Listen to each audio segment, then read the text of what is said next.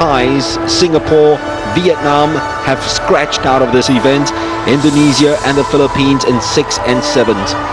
This event was introduced to the SEA Games in 1997, and since then there have only been 2 winners in this event, Thailand and Singapore. The Thais won the first 6 editions till 2007, and the last 4 editions have gone to Singapore. And Singapore, only in the first edition, they did not finish in the top 2. They've been top 2 since then in the last 9 editions. For Thailand, the only time they've been out of the top 2 was in 2013 when they were disqualified. Heidi Gan, Asmalia Felzati, Nadia Reza, and Angela Chui in her first SEA Games anchors the Malaysian relay squad. They are in lane number 2. Perhaps Singapore's closest challengers for the gold medal will come from Thailand, who haven't won this since 2005. Their team, Sapianchai Kongkanjana, Kitia Patrawadi, Benjapon Srifamonton, and Natanan Jungkrajang, their national record holder. And then Team Singapore, favorites for this event. Christy May Chu leads them off. Hua Ting-wen, the second leg swimmer. Rachel Seng swims third, and Hua Jing-wen takes them home. In lane 6. So Vietnam have scratched in 5, Indonesia are in 6. Sajita Putri, Adlinda Larasati Dewi, Reza Dewi, and Patricia Yosita are their 4 swimmers. The Philippines are led off by 2 Nicoles, Nicole Oliver and Nicole Pamintuan, and then Rosalie Mira Santa Ana, and the national record holder Jasmine Alcaldi, who has already won 2 bronzes in her 2 individual events tonight, the 100 freestyle and the 50 meters butterfly, both finishing behind Singapore's Hua Ting-wen. That's a hard record to beat. 8:11.75 set during those crazy swimsuit times at the World Championships by Singapore. The national record 8:09.91, the SEA Games record 8:11.75, and it will be Indonesia's Sagita Putri to swim first. For Singapore, of course, Christy May Chu, and for Malaysia, Heidi Gan.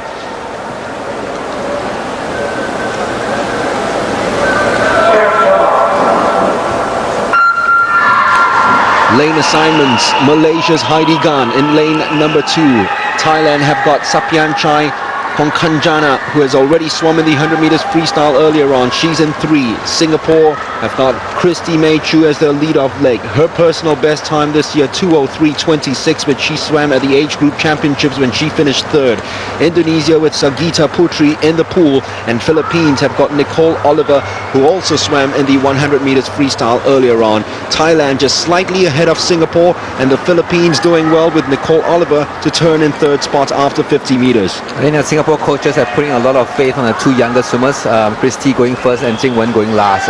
Those usually you have your older, more experienced swimmers doing it, but obviously the coaches trust these 2 swimmers that they can start the race well and end the race well. It is a huge responsibility put on them, and it's a very young team, I must say, because aside from Ting-wen, Rachel Seng as well is there in this quartet. So they've taken the lead against Thailand by 0.21 seconds. They've shaved off and beat Thailand by 0.3 seconds in that 50 meters leg alone. So Christy May Chu doing superbly well against a more experienced Sapianchai Kongkanjana, who was in the finals of the Asian Youth Games in 2013. Christy just slightly ahead of Kongkanjana, who is a very, very fast finisher. And for the Philippines, Nicole Oliver in 3rd position at the moment, just slightly ahead of Sagita Putri of Indonesia, and Malaysia's Heidi Gan making up the rest as they head home for the first changeover in the final 50 meters. It is Thailand just slightly ahead of Singapore, who've got Hua Ting-wen in the pool next. Her personal best is a sub 2-minute time of 1:59.75. We don't expect her to swim that this time around, having swum earlier on, but she might beat her best time this year of 2:01.70 because of the form that she has been in. it will be Thailand with the first changeover, 0.42 seconds ahead of Singapore. Tingwon in the pool, and she's up against Kitia Patrawadi, who's got a personal best time this year of 2:04.41. So Tingwon is a full 3 seconds faster than her this year and has already taken the lead with that early plunge. She loves to take it out fast, doesn't she, Kwa Tingwon? Again, she's used her start to her advantage, right? I mean, the minute she dove in, did a butterfly kicks that she's known for, and she was right ahead, right from the start, from the get-go. So that was an amazing start from Tingwon, and I think she's looking really, really good now, despite this being her third event, right? I mean, she's already won 2 gold medals, so hopefully she keeps this up before passing on to the next swimmer.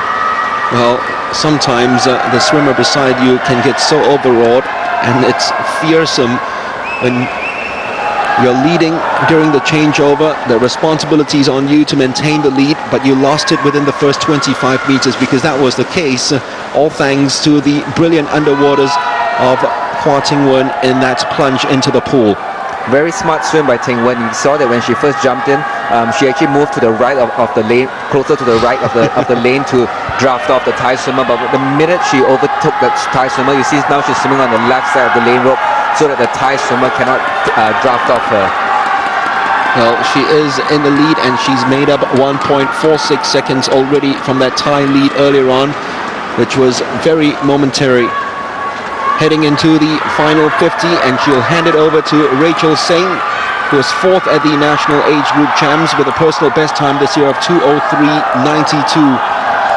Hua Tingwen still slightly ahead of Kitia Patrawadi, who will hand it over to Benjapon Srifanonton, who's already a silver medalist at these games, but that is in open water swimming.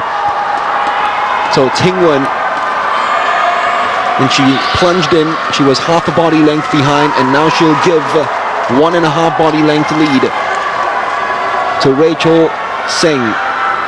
Benjapon Srifanonton, a previous medalist in the previous SEA Games in the 200 meters freestyle, goes for Thailand. In 3rd place for the Philippines, Rosalie Marie Santa Ana, and just behind Risa Dewi is the 3rd leg swimmer for Indonesia. A healthy lead for Singapore, and it's well protected for the time being by Rachel Singh. I think Rachel should move a little bit more to the right and follow what Tingwen did, because now she's swimming a little bit closer to the lane line, close to the Thai swimmer, and you don't really want to give them a draft, right? You don't want to give them any reason to draft off you. So I think she needs to move a little bit more to the right side of the lane, get further away from the Thai swimmer.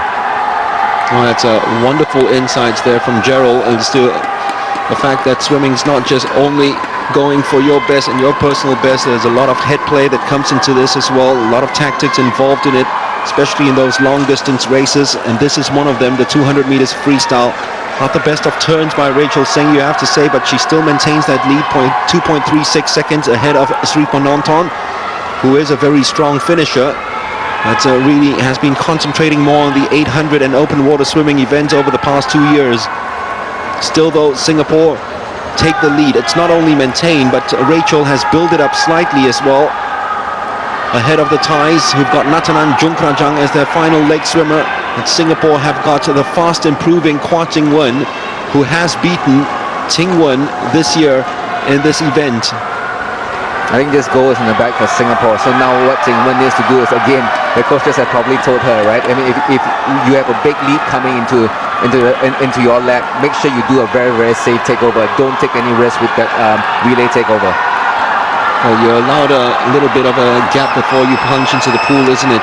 Before you touch the wall, I should say, and the swimmer plunging into the pool. Let's make sure that everything is safe here. Look at Hua Tingwen watching so very closely and giving that call to Jingwen to say, now's your time.